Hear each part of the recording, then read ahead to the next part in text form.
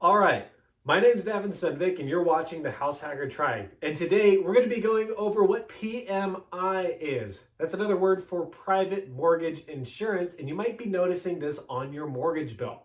Now, what is PMI? Well, essentially, you have two portions of your loan. You have the equity in your loan, that's the equity in your house, and then you've got a payment towards your interest, right? So you make payments towards equity and interest on every single fully amortized loan, and the bank wants to essentially take care of the risk. Interest is one way that they take care of the risk. And so I like to think of PMI as like adding a secondary loan to your loan. And what do I mean by that? Well, typically a bank does an LTV, or a loan to value ratio, of 80%. Don't worry too much. We're not going to get into any funky numbers here. Let's just say you have a $100,000 house. Well, 80% would be an $80,000 loan, and that person might have to come up with $20,000 of equity in order to own this home, right? Whether you're purchasing it or you already own the home and you want a better LTV ratio, this is something that you can do.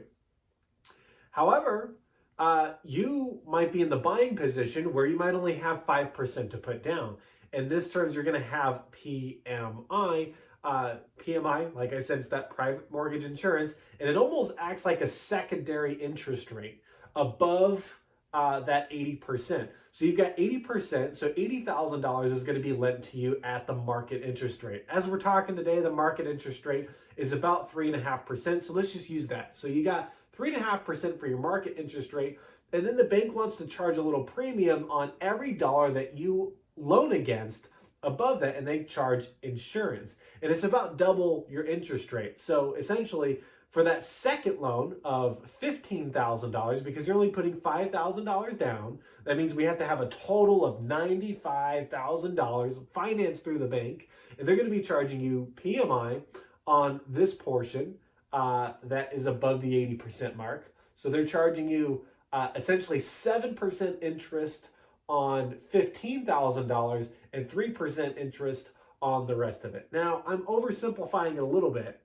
but when your home goes up in value, you're going to gain some more equity in your home, and then the bank's eventually going to give you a call, or you can call the bank, and you can agree that, hey, look, there's now 80% loan to value ratio, or 20% equity in the home, and there's no need for this extra interest. Essentially is what you're paying.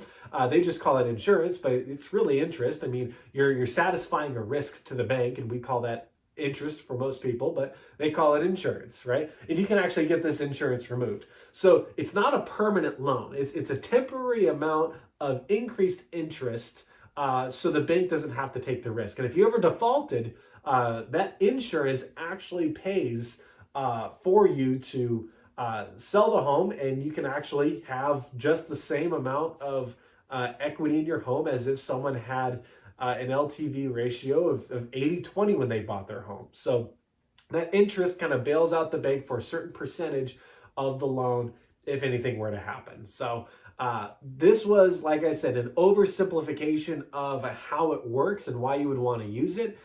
You want to use private mortgage insurance typically when you don't have a lot of money down and your cost of capital is very, very high on average. So if you could have your money working in the stock market at 8% and you're only paying 7% for your marginal cost of capital, because that's about how much PMI is costing you, then it's a good idea to use PMI and get that smaller down payment and keep your money growing in the market, in the stock market or wherever it's growing at.